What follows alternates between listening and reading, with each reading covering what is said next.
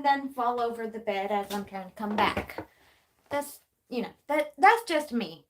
But if anybody's going to fall over anything, if anybody's going to trip over anything, anybody's going to choke on thin air, it'll be me. Okay, so yeah, that's your humor for the day. I tripping over my bed after turning on some more light for y'all. Oh well, we're just gonna go with it.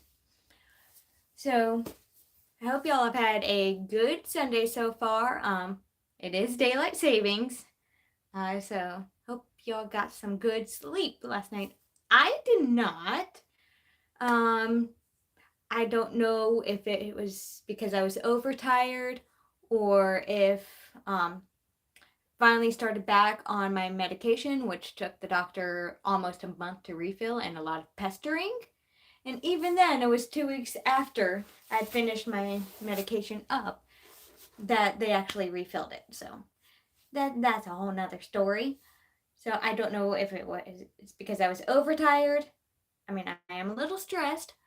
Or starting back on the medication. That made me not be able to sleep pretty much at all last night. Like I would doze off for 30-45 minutes. But yeah. So finally at like 5:30, after sleeping for probably an hour and a half straight, I felt so much sinus pressure. I was like, I'm going to go ahead and get some Benadryl.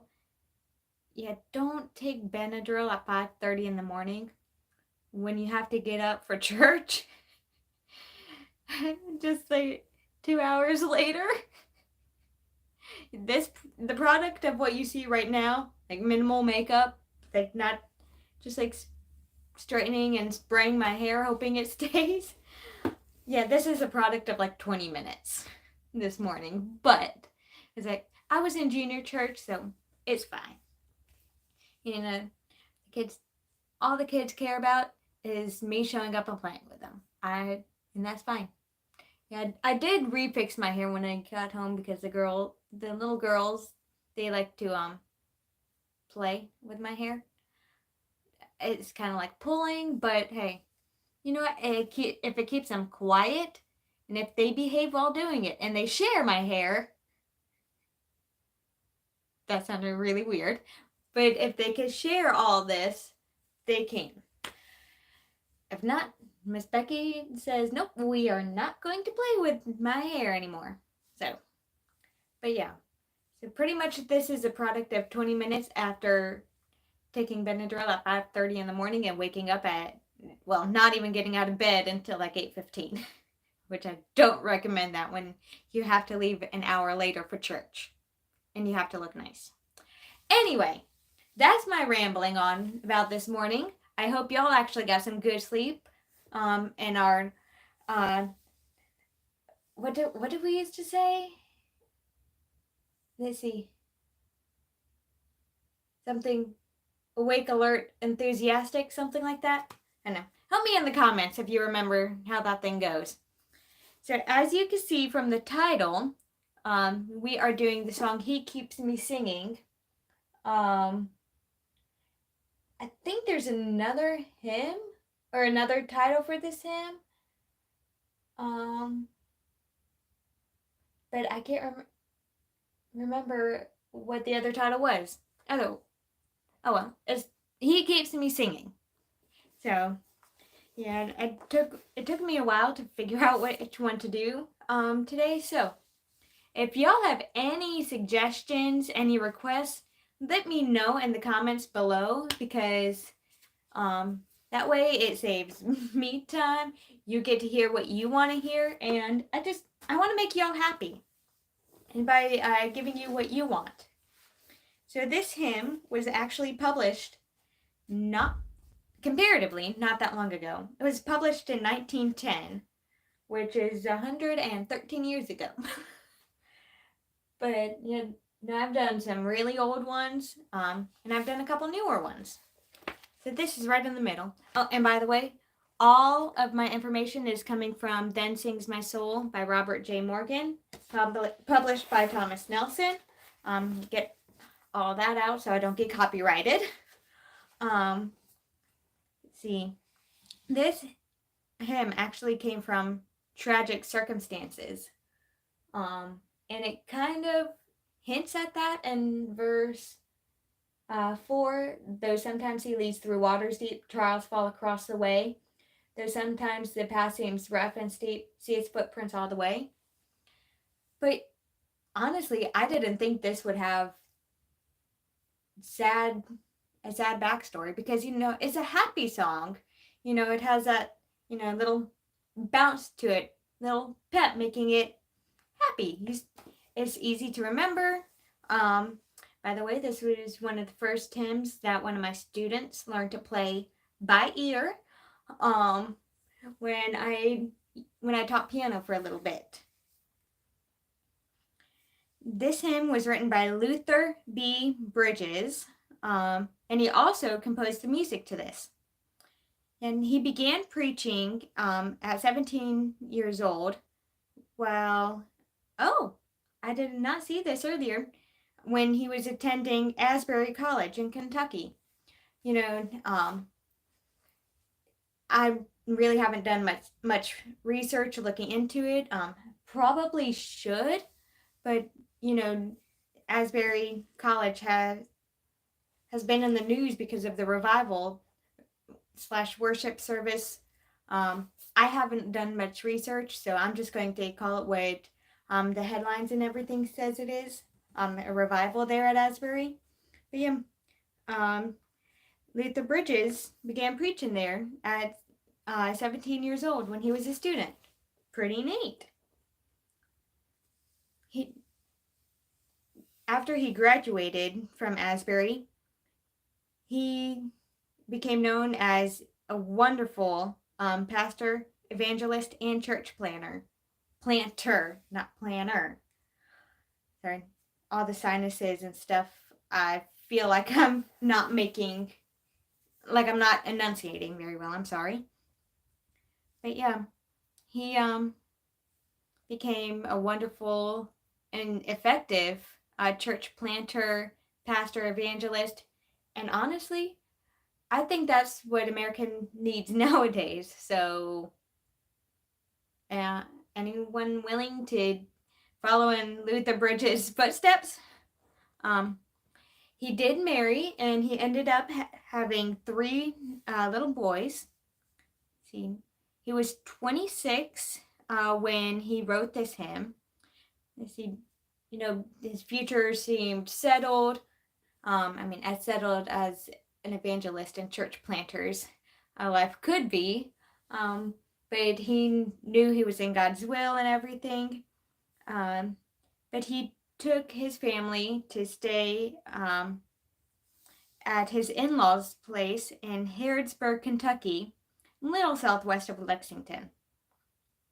Yeah, they were going to stay with his in-laws, his wife's parents, while he was on a preaching trip, on an evangelistic trip. But one night, when he was gone, tragedy struck his family.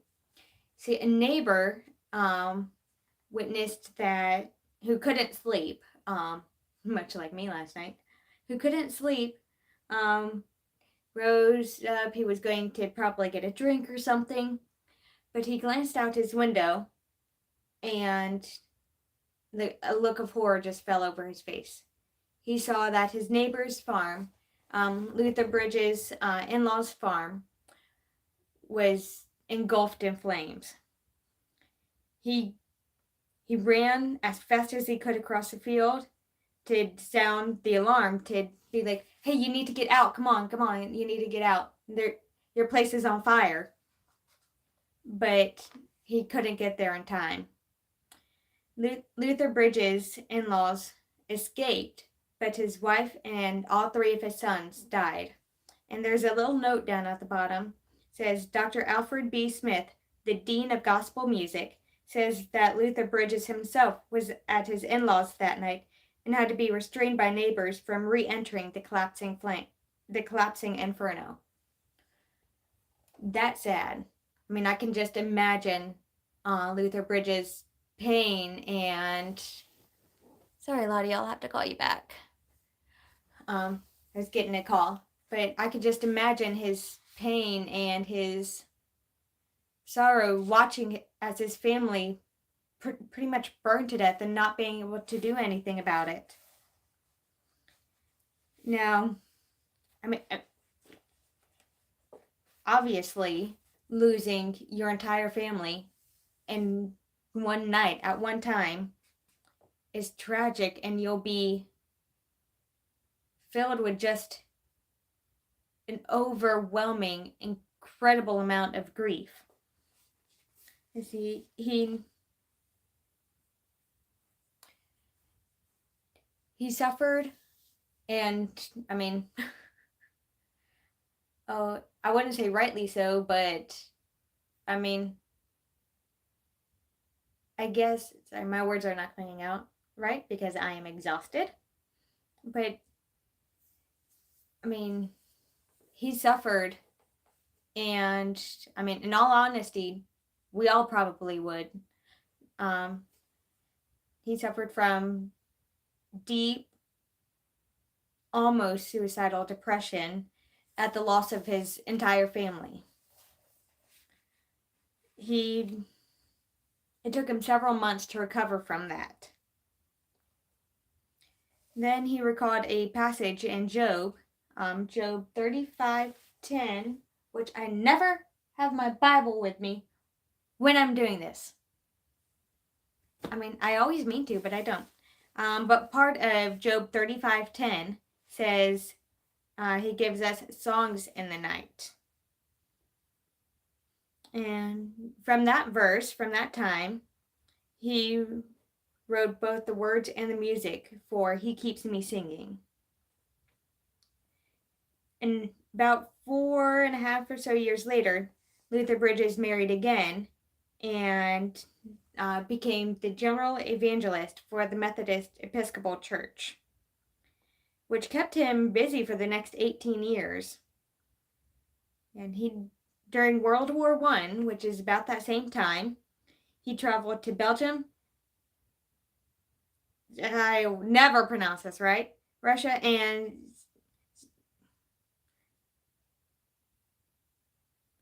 like I said, I never pronounce this right. And I'm looking at it and I know how to say it. It's just not coming out. Czechoslovakia, which I completely butchered at that, but that's the best you're gonna get. Doing evangelistic work. Let's see.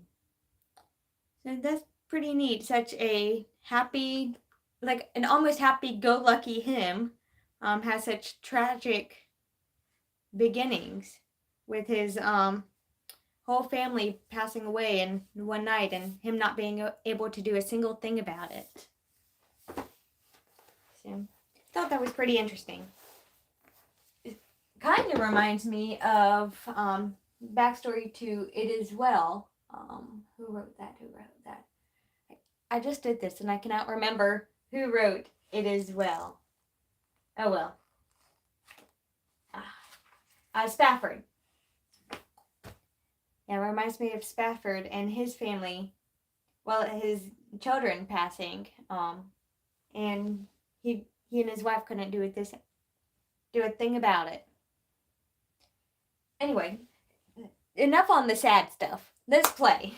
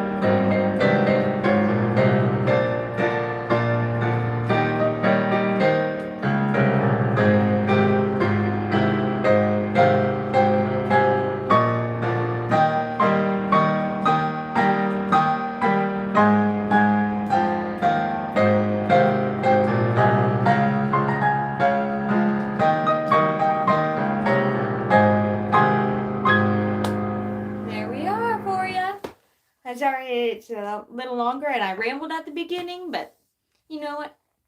This is my video. And I don't want to be selfish about it. I don't mean to be selfish. But, I mean, this is what I do. This is my channel. So, you get what you get. But seriously, if y'all have any suggestions, any requests for any hymns, please let me know down below. That way I'm giving you what you want and not trying to guess what you want. And if you do like what you see, consider giving a thumbs up, and subscribing if you're not. I heard a statistic today that most YouTube viewers, they don't subscribe to the channels that they watch all the time. And it would really help us all out if you did that. And I would appreciate that. Just so that, I don't even know what I was going to say. But yeah, if you want to have more things to make fun of me about, subscribe. You know what? I don't even care. I know I'm awkward and crazy, so yeah, the Lord loves me, and I do this for the Lord. So, all right, I hope y'all have a good rest of your day. Take a nap if you need to, and I'll see you next time. Bye.